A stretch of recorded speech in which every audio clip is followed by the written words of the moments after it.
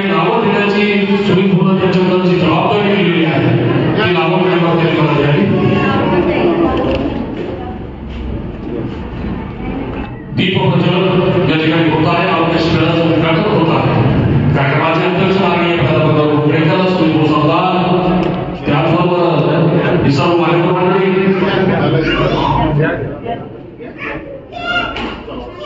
सर्व मान्यवर थोडासा एकदा शब्द मिठावर विराजमान होता. मान्य माननीय आदरणीय गाडगे साहेब या ठिकाणी सर्व मान्यवर दीप प्रज्वलन स्थापन होत आहे. खरं म्हणजे एक अत्यंत भव्य दिव्य नियोजन आयोजन या ठिकाणी माननीय श्री भूत सरदार यांनी या ठिकाणी केलं. मी विनंती करतो आजच्या कार्यक्रमाचे अध्यक्ष आणि प्राध्यापक राहुल खेडेकर, संपर्क प्रमुख शिवसेना उद्धव बाळासाहेब ठाकरे यांचा सत्कार या ठिकाणी करावा.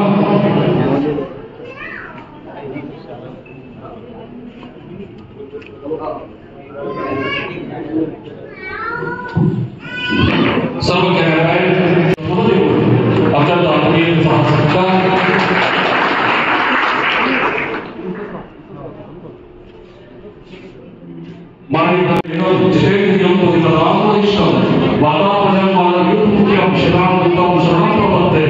असा भगवंताचं नाव घेतल्यानंतर हा श्लोक आठवतो. भगवान कराडे माननीय साहेबांचे सरदार साहेबांचा सत्कार या ठिकाणी त्यांनी केलं. म्हणूनच ज्या पद्धतीनं आसमंतामध्ये झेपावत असताना त्याच्या पारंब्या कोणाला पडलेल्याचं काम करतात अशा पद्धतीचं नेतृत्व यानंतर युवा श्रद्धा असते. त्याच पद्धतीनं नंदू कराडे यांची माननीय प्राध्यापक राहुल खेडेकर यांची निष्ठा केंद्रावरती ठेवून अंतकरणाच्या याचा सत्कार ते करीत आहे. पक्ष स्थापनेपासून ज्यांनी राजकारण या ठिकाणी शिलापूर झोळे त्याचा सत्कार करीत आहे. जीवनाची तुला आलेली व्यक्ती जर राजकारणात मोठी झाली तर मला वाटत नाही परंतु ती मध्ये महत्वाची असते.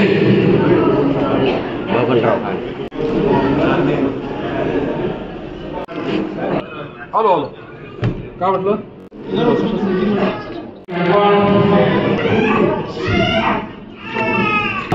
मी राजन तुमचा आनंद गाड़ी साहबांकडून कारण नजारे को याद रखता हूं मुझे जब भी डूबता दरिया उछालता है मुझे ते म्हणजे आनंद गाड़ी साहेब प्राध्यापक राहुल खेडेकर मी आणि दोघं चर्चेचा संवाद साधतो याचा एकमेव कारण आनंद गाड़ी साहेब आहे. साहेबांचा सत्कार या ठिकाणी होत आहे. साहेबांनी बोलावं याबद्दलची विनंती. टाळ्यांचा प्रचंड गजर आपण करावा.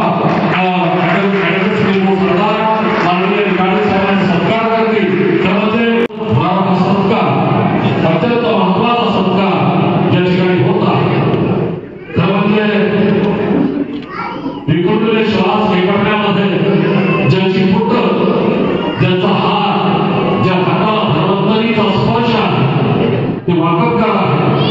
असे मागे आनंद गावडे साहेबांचा प्रचंड गाड्यांच्या गजरामध्ये प्रभूजनीय प्रधानचं श्री मौनी बाबा संस्थानामध्ये मला सत्कार या ठिकाणी प्रशांत सोनवणे नवाकर खेडेकर सर्व कॅमेरामॅन या संपूर्ण क्षणचित्रे अत्यंत आत्मीय टिपत आहे.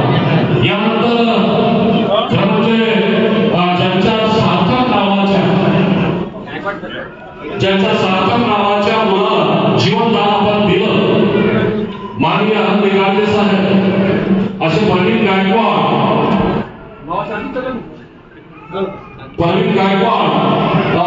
यांच्या सार्थक नावाच्या मुलाला तिथे ऍडव्होकेट समिती भूत सरदार भेटायला आले होते आणि त्याचाही सत्कार या ठिकाणी होत आहे. अत्यंत चांगल्या पद्धतीने प्रवीण गायकवाड साहेब तुम्हाला आमंत्रित करणार होतो परंतु तुम्ही घाई केली नाही चालेल या ठिकाणी हरकत नाही. सार्थक भगवंताई ऍडव्होकेट समिती भूत सरदार करीत आहेत आजच्या कार्यक्रमाचे आयोजक आणि ज्यांनी तुमच्यासाठी एवढं मोठं भव्य दिव्य शिबिर आयोजित केलं त्या सुमित उद्धव बाळासाहेब ठाकरे पक्षाच्या वतीने संघटक म्हणून जालूभाऊ काम करत असताना माझा पहिलाच कार्यक्रम. डॉक्टर साहेब यापूर्वी 25 वर्ष या पक्षात सातत्याने काम करत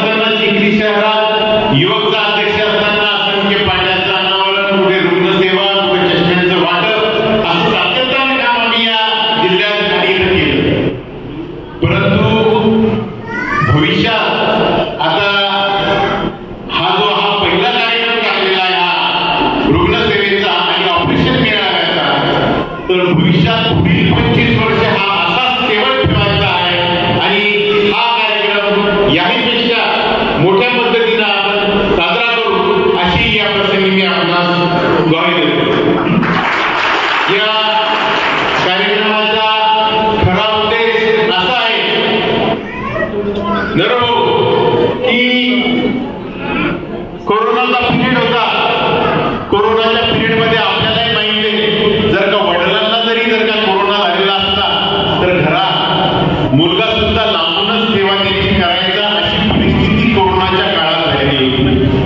आणि या कोरोनाच्या काळामध्ये सुद्धा आपलं एक देवदूत म्हणून काम करणारे आनंद निकाळजे साहेब, ज्यांनी आपल्या जिल्ह्याची म्हणजे जिल्ह्याच्या समाजकारणात एक चांगलं काम करणारे आमचे मोठे बंधू अजीम नवाज राणी, जे आपल्या शब्दवाणीतून त्यांनी अखंड महाराष्ट्राला जिंकलेला आहे. आणि त्यांची प्रवृत्ती जेव्हा खालावली होती तेव्हा साहजिकच पत्रकारितेचा त्यांना अंग असल्यामुळे पत्रकारांच्या लेखणीमधून अजीम नवाज राणींबद्दल आणि डॉक्टर निकाळजे साहेबांबद्दल एक अतूट प्रेम तेव्हा मला जाणवलं. आणि ज्या मराठी, संस्कृत, हिंदी भाषेवर प्रभुत्व असणाऱ्या या ज्वलंत निकाळाला श्वासरूपी अग्नी देऊन ज्यांनी प्राण वाचवला ते देवदूत म्हणजे निकाळजे साहेब. आणि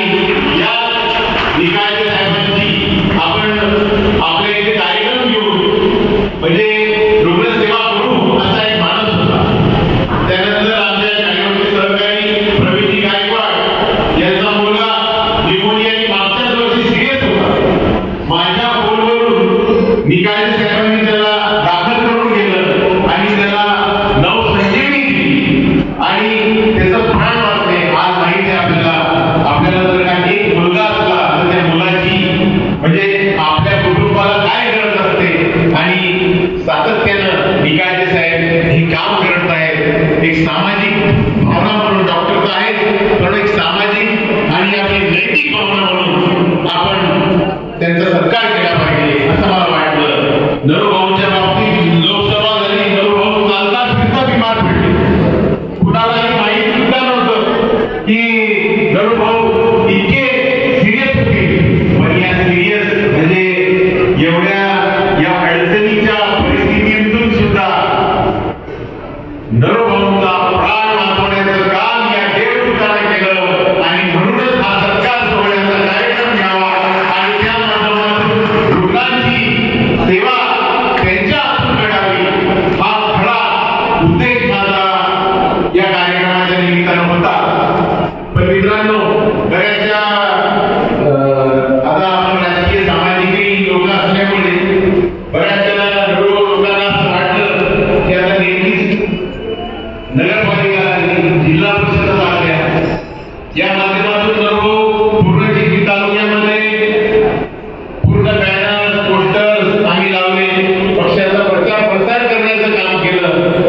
आणि मी यापूर्वी सुद्धा जिल्हा परिषद केळवद सरकारचा सदस्य असल्यामुळं लोकांना असं वाटत होतं की ही माझ्या राजकारणाचीच तयारी आहे का. पण संस्कृतीच घडायची अशी आहे की 80% समाजकारण आणि 20% राजकारण. आणि त्या ज्या समाजकारणाच्या भावनेतून हे आरोग्य शिबिर ठेवण्याचा एक प्रामाणिक प्रयत्न मी इथे केला आणि त्याला उत्स्फूर्त असा प्रतिसाद आपल्या माध्यमातून मिळाला आहे. भविष्यातही असे सामाजिक आणि राजकीय कार्यक्रम आम्ही घडवून आणू अशी एक ग्वाही सुद्धा आपल्या प्रसंगी देतो.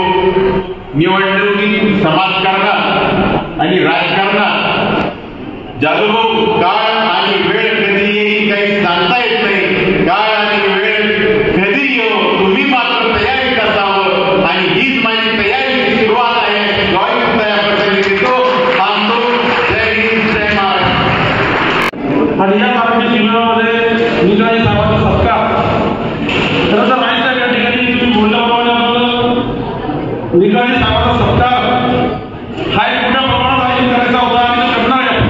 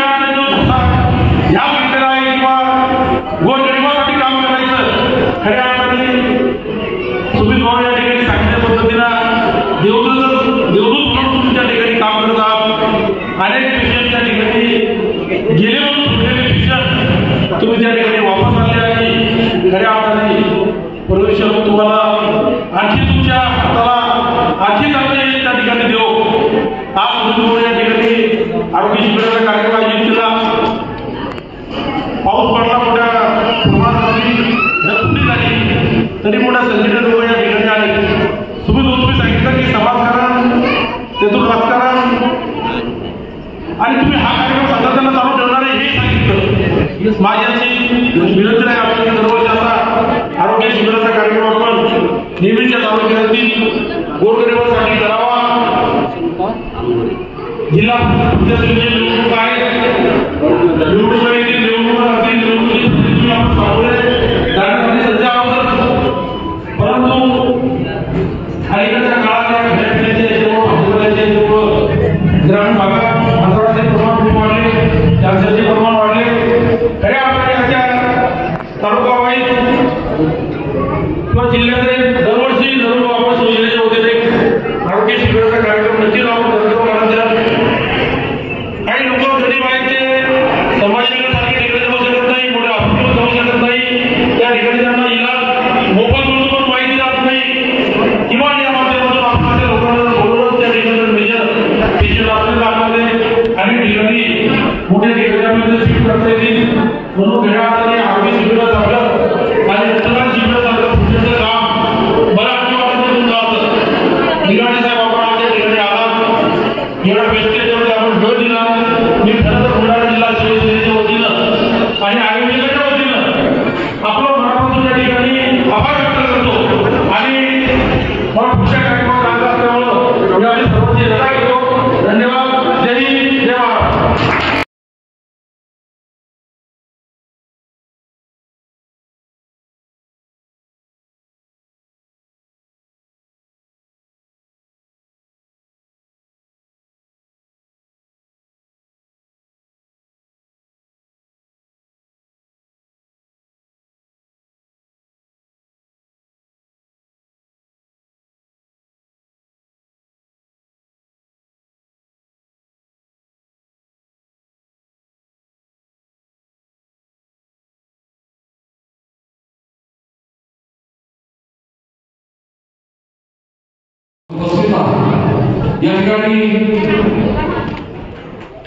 या ठिकाणी निकाल साहेब सर्व जनतेचे खेळो आहे, याच्या मार्फत सर्वांना उद्या घेण्यासाठी मार्गदर्शन मिळणार आहे.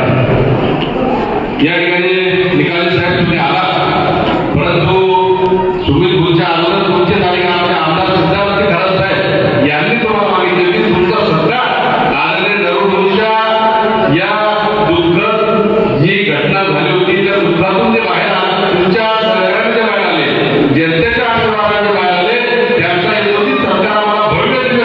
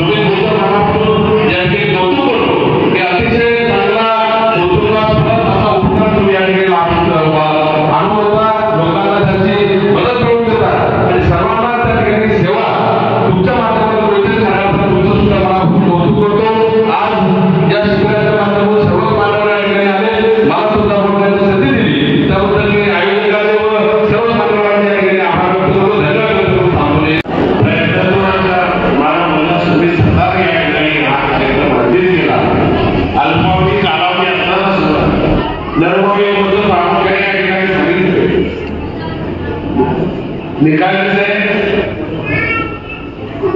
परिस्थिती अशी की सतत 2-3 दिवसांपासून पावसाने तळाखाली सुरू केले आणि पावसाचा सर्व हा अनुभव असताना रात्रभर पाऊस जाणवत होता, रात्रभर पाऊस कोसळत होता. आज या ठिकाणी संख्येने थोडी कमी असते.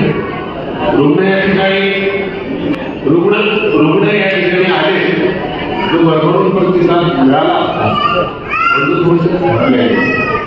कारण पावसामुळे ते लोक या ठिकाणी तरी भरपूर निकालच आहे.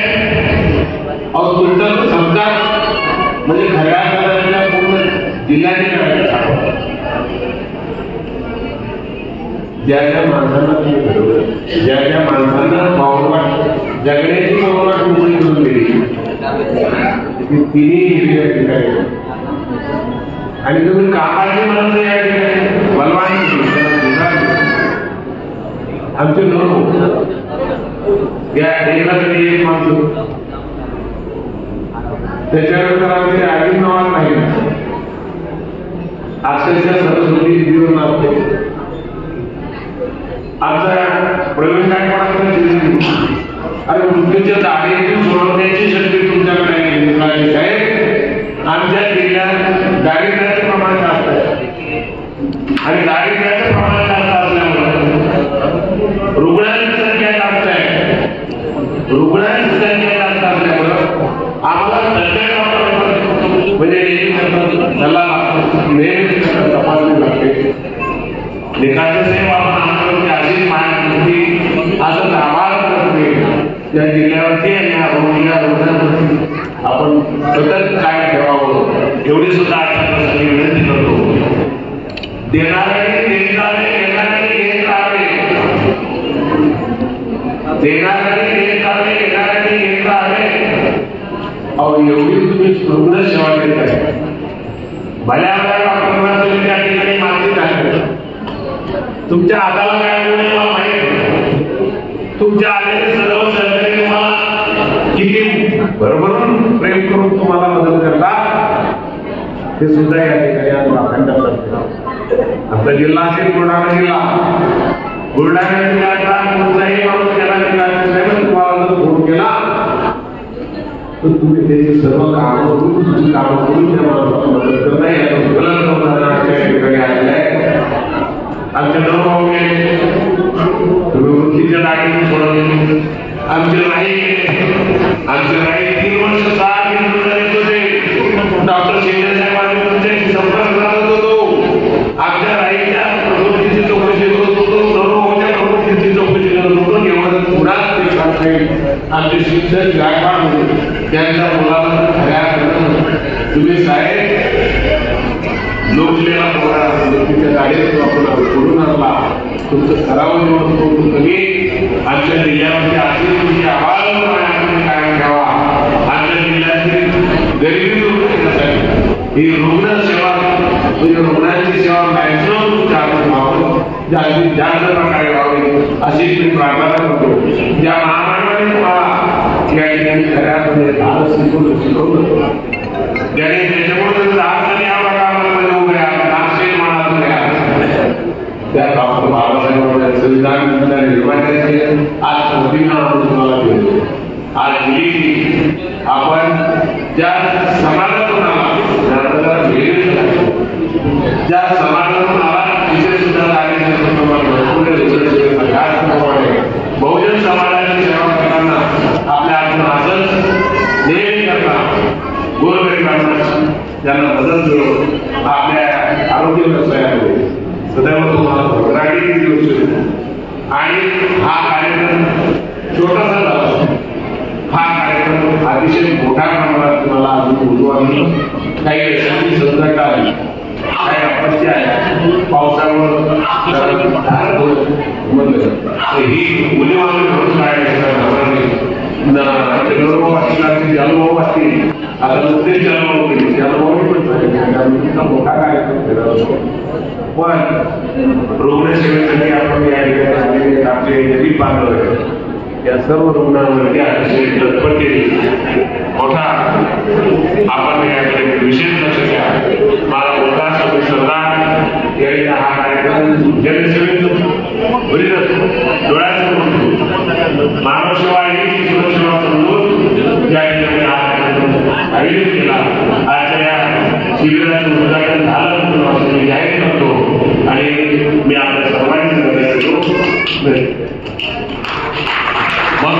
त्याच्यामुळे आपल्याकडे आहे हे राजीनामा करायचं आहे आणि आदरणीय खेडेकर प्रकल्पाने विनंती करते आपण या ठिकाणी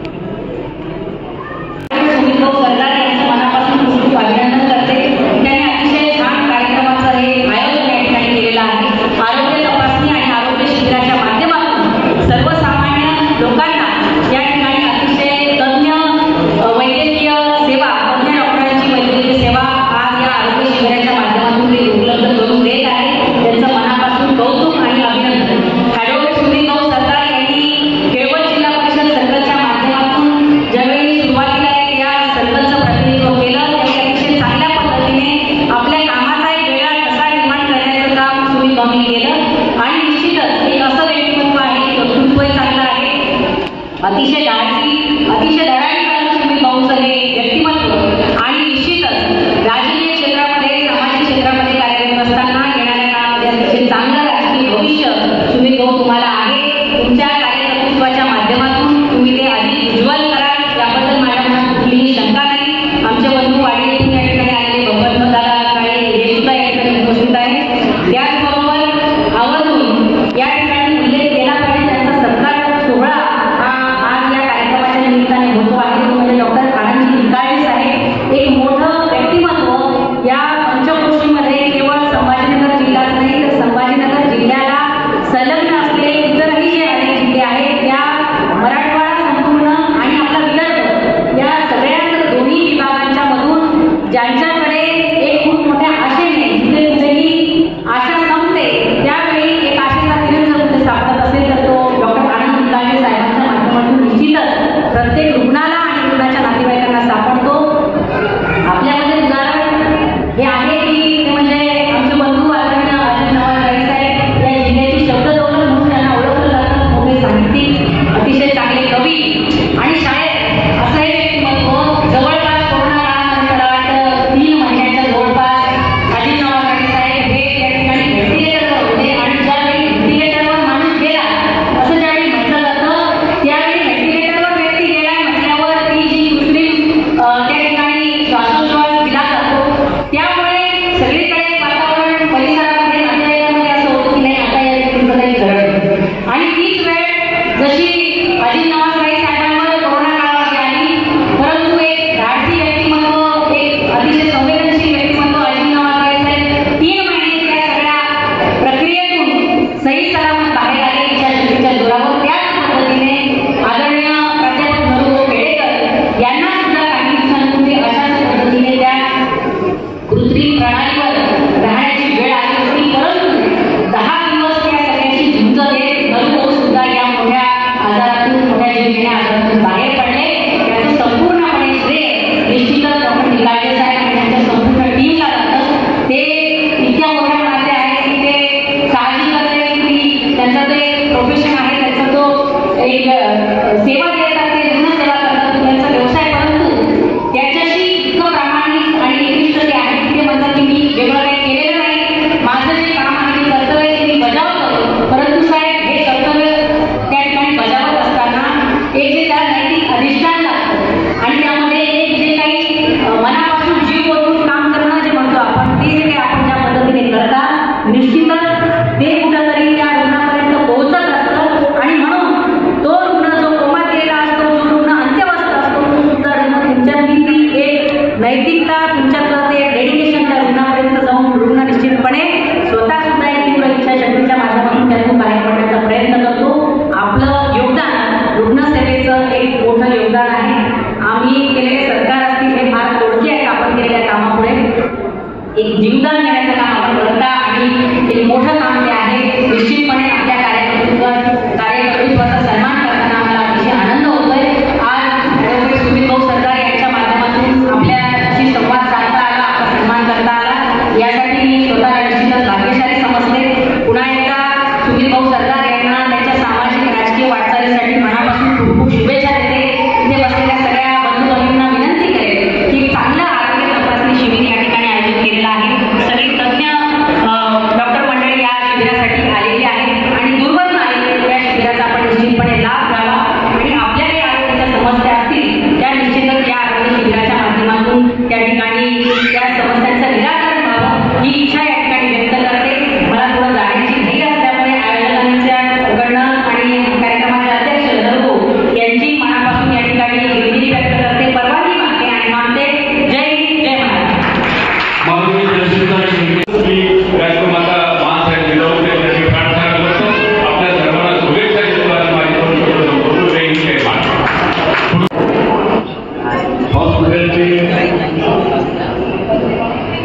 प्रख्यात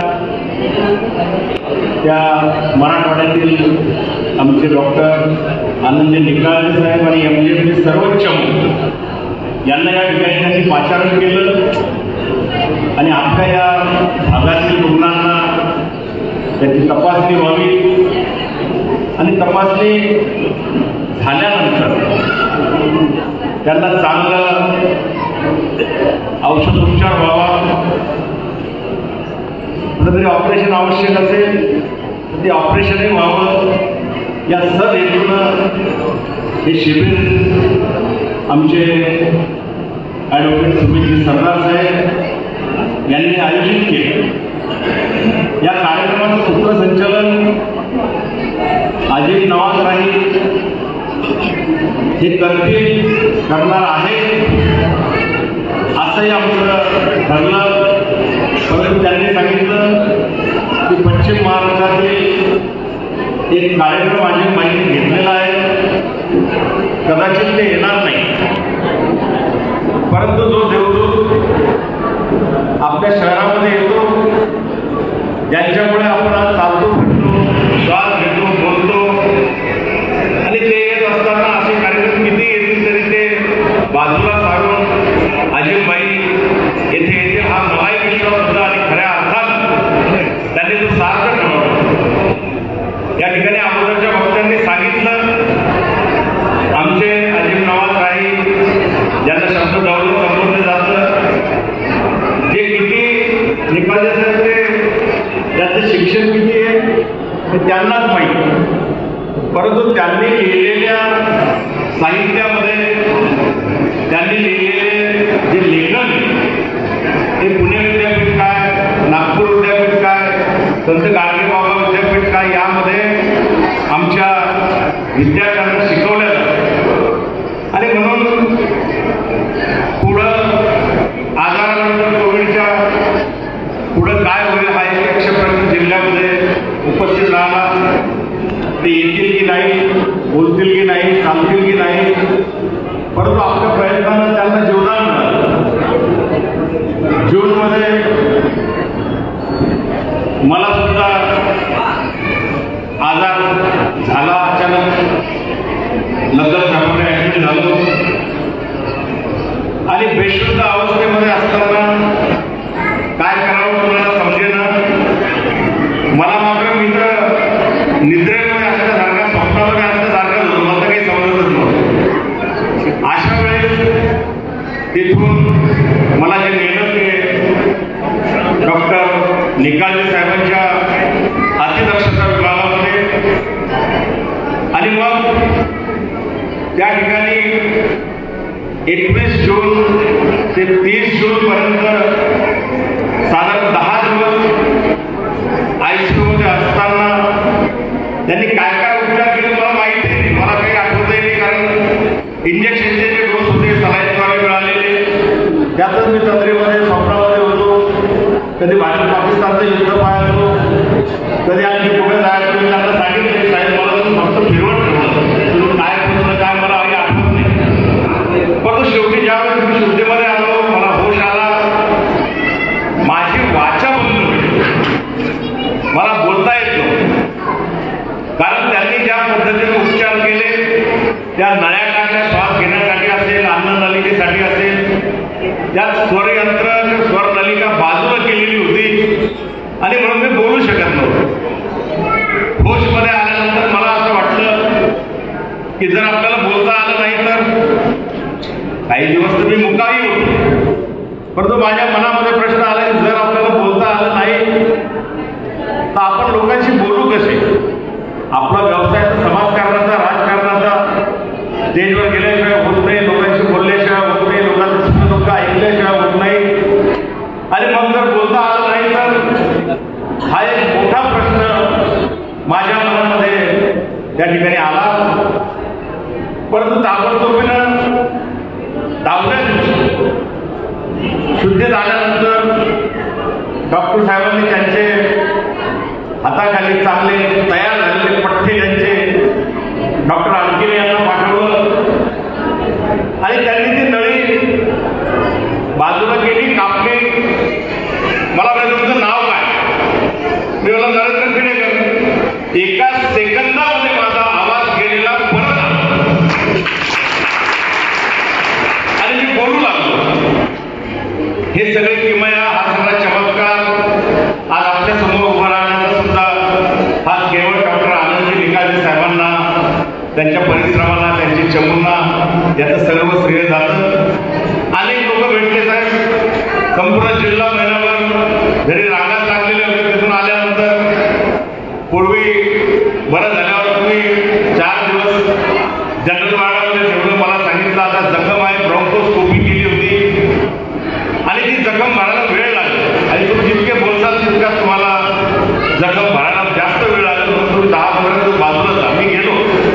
परत आल्यानंतर संपूर्ण जिल्हा उलटला माझ्या भेटीगाठीसाठी.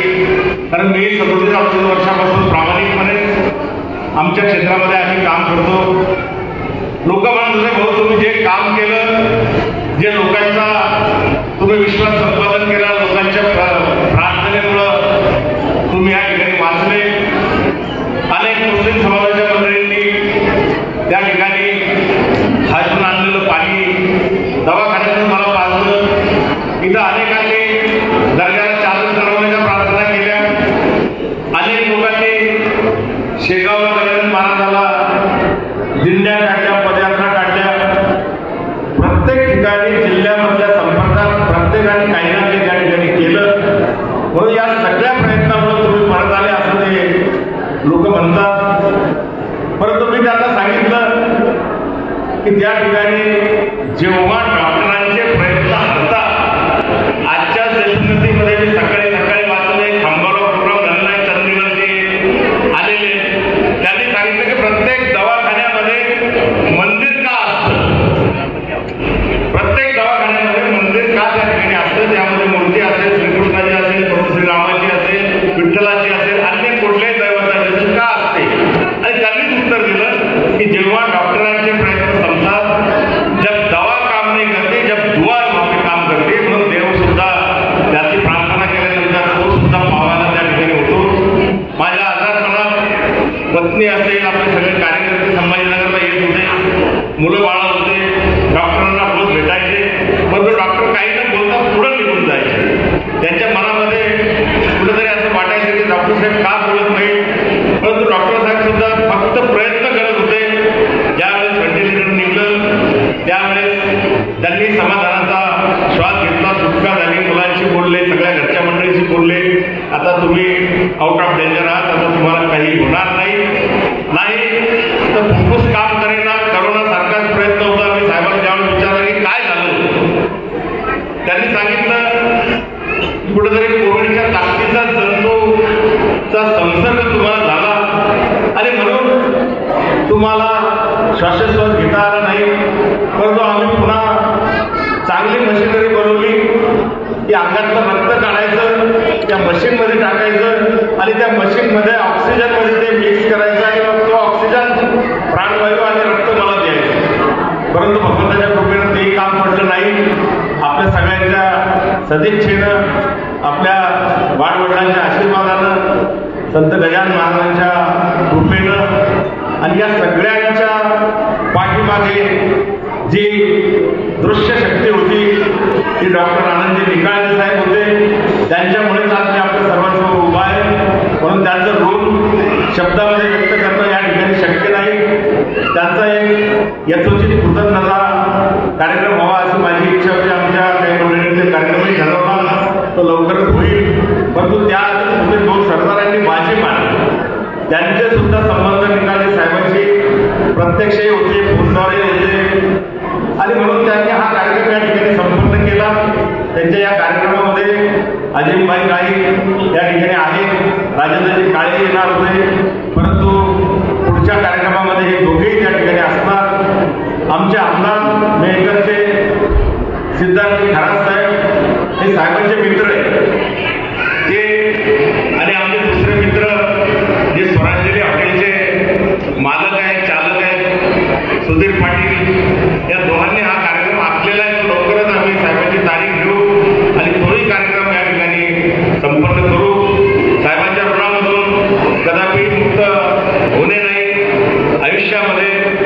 आमच्यासारख्या माणसालाही जर काही साहेबांसाठी करता आलं तर या ठिकाणी आम्ही सुद्धा धन्य होऊ असं मानणाऱ्यापैकी मी आहे. निश्चितपणे आपल्या भागातील अनेक रुग्ण माझ्याकडे येतात. भाऊ तुम्हाला कोणी ओळख केलं, आपल्या भागातले अनेक डॉक्टर निकाळजे साहेबांचं नाव सांगतात. आम्ही सुद्धा साहेबांकडे पाठवतो. अनेक रुग्ण बरे होऊन त्या ठिकाणी आले. म्हणून अशा या आपल्या डॉक्टरांना भगवंत चांगलं आरोग्य देऊ. आम्हाला सुद्धा रोग दीर्घायुष्याची प्रार्थना करता. आम्ही एकदा सांगतो आयुष्य किती मिळो ते निरोगी असलं पाहिजे. नाही तर 100 वर्ष जगला अंथरुणावर पडला 15-20 वर्षामध्ये एकाच जागी मिळेल ती आयुष्य किती कामी नसतं. म्हणून डॉक्टरांमुळे एक निरोगी आयुष्य या ठिकाणी समाजाला मिळत असतं. त्यांचं मार्गदर्शन सातत्यानं पुढच्या काळामध्येही रुग्णांना होईल आणि अनेक अधिकाधिक जे बिचारे आजाराशी झुंज देत आहेत ते त्यांच्या प्रयत्नामुळे त्यांचे चमू आज या ठिकाणी बाकी इतरही डॉक्टर मंडळी आलेली आहे. त्यावेळेस दुसरे डॉक्टर सगळे होते, नर्सेस होत्या, ज्यांना सिस्टर आपण बहीण संबोधतो अशा सिस्टरही होत्या. तिथं मामा पण होते, मावशी पण होत्या. दवाखान्यामध्ये असं सुंदर वातावरण त्यांच्या आयुष्यामध्ये आहे की आपण घरी आहोत, मावशीचा आवाज येतो. कोणी म्हणतं मावशी तिथं जा, कोणी म्हणतं मामा तिथं जा, कोणी म्हणतं सिस्टर कुठं आल्या का. आणि एक अतिशय चांगलं वातावरण त्यांच्या दवाखान्यामध्ये सुद्धा एमजीएममध्ये आहे. मी या ठिकाणी त्यांना सुयश चिंतितो. माझं लांबलेलं मनोगत या ठिकाणी संपवतो. धन्यवाद. जय हिंद, जय महाराष्ट्र. डॉक्टर आनंद निकाळजे साहेब लेकराचे हेतू आहे माऊलीचे चित्त ऐसी करण्याची जाती करी लाभावी न प्रीती पोटी भारा वाहे त्याचे सर्व सही साहेब. मला आणि माझ्या टीमला इथे बोलून जो काही सत्कार केला त्याबद्दल मी खूप खूप आभारी आहे. अजीब राही आमचे जुने पेशंट आहेत आणि आता आमचे मित्र झाले. खेडेकर साहेब पण खूप सिरियस होते. गायकवाड सर जे समोर होते त्यांचा पण मुलगा आमच्याकडे काही दिवसांपूर्वी सिरियस होता. मला सांगायला इथे महत्त्वाचं असं वाटतं की ICUमध्ये ट्रीटमेंट केल्यानंतर पेशंट वाचतात, व्हेंटिलेटर ट्रीटमेंट पेशंट वाचतात, पण ICU हे एकट्याचं काम नाही आहे. त्याच्यामुळे हा सत्कार मी माझ्या सगळ्या टीमच्या वतीने स्वीकारतो. कारण ICUमध्ये अनेक डॉक्टर्स काम करतात, अनेक सिस्टर्स काम करतात, आमचे वॉर्डबाईज मावशी काम करतात आणि हॉस्पिटलचं प्रशासन आम्हाला तसं वातावरण देतं की चांगली ICU आपल्याला हॉस्पिटलमध्ये असली तर आपण निश्चित चांगला रिझल्ट देऊ शकतो. आणि मला हे सांगायला अजून महत्त्वाचं असं वाटतं की आपल्या सगळ्या नागरिकांना आणि सगळ्यांना की रुग्ण जितक्या लवकर योग्य हॉस्पिटलमध्ये येईल, योग्य वेळेत येईल तर आम्हाला त्याच्यामध्ये सुधारणा करण्याची खूप जास्त संधी असते. जितका उशीर पेशंटला पोचायला लागतो ICUमध्ये तितका आमचा जो एक चांगला वेळ असतो त्याच्यामध्ये पेशंट बरा होण्याची शक्यता असते तो निघून जातो. आणि एक वेळ निघून गेली आपल्या आजारांच्या बाबतीतली तर मग पेशंटचा रुग्णाचा जीव वाचवणं किंवा लवकर त्याला बरं करणं हे अवघडून जातं. त्याच्यामुळे आपल्या सगळ्यांना मला असं वाटतं की जवळच्या चांगल्या हॉस्पिटलमध्ये लवकर पोचलं पाहिजे आणि तिथे सुविधा नसेल तर त्याच्या पुढच्या हॉस्पिटलमध्ये आपण वेळेवर व्यवस्थित ॲम्ब्युलन्समध्ये आपण पोचलो पाहिजे. वैद्यकीय उपचारांमध्ये दिवसेंदिवस खूप सुधारणा होत आहे. टेक्नॉलॉजीने आमचं आता खूप ट्रीटमेंटमध्ये बदल केलेला आहे आणि हे सगळं वैद्यकीय विज्ञान सायन्स आहे. आणि या सायन्सच्या माध्यमातून रुग्णाला योग्य ट्रीटमेंट आम्ही द्यायचा प्रयत्न करतो आणि अनेक गंभीर रुग्ण या योग्य सायंटिफिक केअरमुळे टेक्नॉलॉजीमुळे आता ICUमध्ये खूप सारे इक्विपमेंट आम्ही वापरतो. व्हेंटिलेटर्स असतात, मॉनिटर असतात, काही टेस्ट असतात, ॲडव्हान्स टेस्ट. ह्या सगळ्या करताना आम्हाला खूप मदत होते या सगळ्या टेक्नॉलॉजीची आणि या सगळ्या टेस्टची आणि मग आम्ही पेशंटला वाचवू शकतो. दुसरं मला सांगायला महत्त्वाचं असं वाटतं की डॉक्टरांवर विश्वास ठेवला पाहिजे. आजकाल आपल्याला आपण एकमेकांवर खूपच संशयाने बघतो, एकमेकांच्या व्यवसायाकडे, एकमेकांच्या कॅपॅसिटीकडे. तर मला असं वाटतं की तुमच्यासमोर चांगले उदाहरण आहेत की जे ICUमध्ये अतिशय गंभीर होते आणि ते बरे झाले. त्याच्यातलं महत्त्वाचं कारण की डॉक्टरांवर आपण जर विश्वास ठेवला आणि त्यांना सहकार्य केलं तर निश्चितपणे एक चांगलं वातावरण होतं तयार आणि डॉक्टरही त्याप्रमाणे प्रयत्न करतो. प्रत्येक डॉक्टराला आनंदाचा पेशंट वाचवण्यामध्ये असतो. त्याच्यामुळे मला असं वाटतं की डॉक्टरांवर विश्वास ठेवून आपण त्यांना सहकार्य केलं पाहिजे, हॉस्पिटल सहकार्य केलं पाहिजे. दुसरी महत्त्वाची गोष्ट म्हणजे योग्य ट्रीटमेंट करण्यासाठी थोडा खर्च होतो. त्याच्यामुळे नेहमी आपल्या खर्चामध्ये आपल्याला आपल्या कुटुंबाला जेव्हा आरोग्याचा प्रॉब्लेम येतो तेव्हा सगळी ट्रीटमेंट ही कधी कधी योजनेमध्ये होत नाही, सगळं ऑपरेशन योजनेमध्ये होत नाही. त्याच्यामुळे आपल्याला आपल्या कुटुंबासाठी एक वेगळा खर्च किंवा आरोग्य विमा काढता आला तर तो मला वाटतं सगळ्या नागरिकांनी काढावा.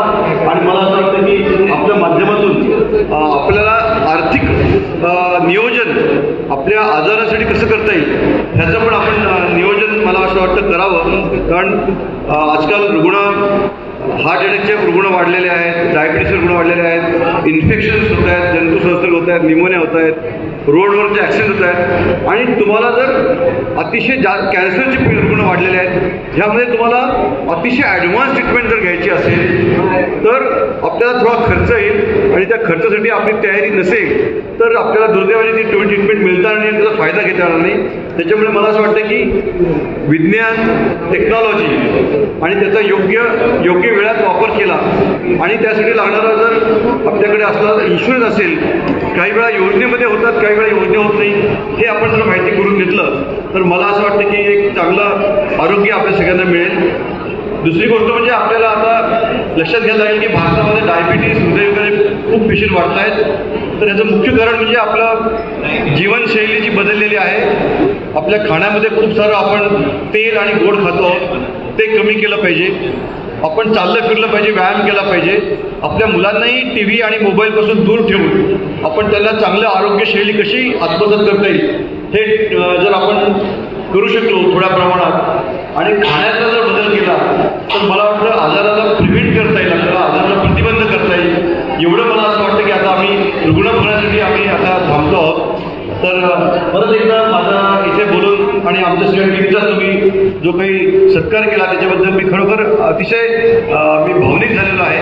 ॲक्च्युली त्याच्यामुळे मला काही खूप बोलता येणार नाही, पण मला असं वाटतं की MGM हॉस्पिटलमध्ये सगळ्या प्रकारच्या रुग्णांची ट्रीटमेंट होते. लहान मुलं असो, कॅन्सर असो, हृदयविकार असो किंवा क्रिटिकल इलनेस असो, ICU रुग्ण असो, गायनेकॉलॉजिस्ट असो, ह्या सगळ्यांचे उपचार MGMमध्ये होतात आणि आमची सगळी टीम इथे आहे. तुम्हाला कधी लागलं तर आमच्या टीमशी संपर्क करा. आम्ही तुम्हाला अतिशय चांगले ट्रीटमेंट कमीत कमी खर्चात किंवा ज्या पद्धतीने तुम्हाला करता येईल त्या योजनेमध्ये करायचा प्रयत्न करू. परत एकदा सगळ्यांचे आभार, सरदारांचे आभार, खेडकर साहेबांचे आभार, गौरव खेडकरांचे आभार. आणि पुन्हा कधी बोलवलं तर मला चिखलीला यायला आवडेल, निश्चित येईल, पेशंट बघायला येईल आणि कुठलाही पुढच्या कधीही मी बोलता येईल. धन्यवाद, थँक्यू. हा जो रुग्णसेवा तपासणी आणि अभ्यासाचा शिबिराचा आयोजित कार्यक्रम, या कार्यक्रमासाठी उपस्थित आजच्या कार्यक्रमाचे अध्यक्ष माझे गुरुवर्य आदरणीय हरिभाऊ खेडेकर साहेब, त्याचप्रमाणे आमचे प्रेरणास्थान मार्गदर्शक पीपल्स एज्युकेशन सोसायटीचे संस्थापक अध्यक्ष तथा सर्वप्रथम ज्यावेळी बुलढाणा जिल्ह्यामध्ये राष्ट्रवादी स्थापन झाली सर्वप्रथम राष्ट्रवादीचे जिल्हाध्यक्ष राहिलेले आदरणीय आमचे प्रेरणास्थान सरदार साहेब, त्याचप्रमाणे या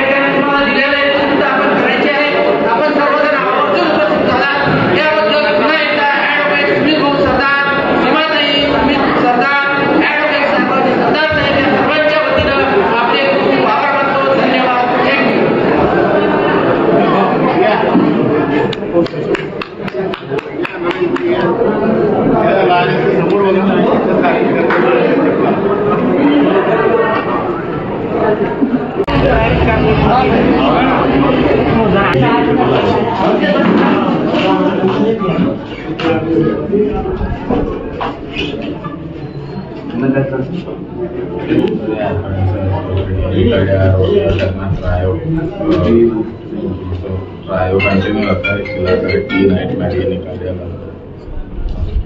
और एक COPD DPH जैसे कंप्लेंट हैं पूरे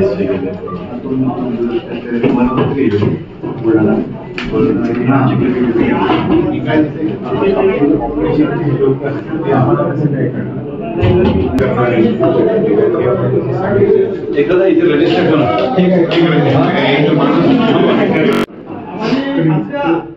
जे ऑपरेट होणारे असतील डॉक्टर साहेब तर तुम्ही नाव सांगा, म्हणजे आम्ही नाव त्याचे फक्त तुमच्याकडे ऑलरेडी आहे.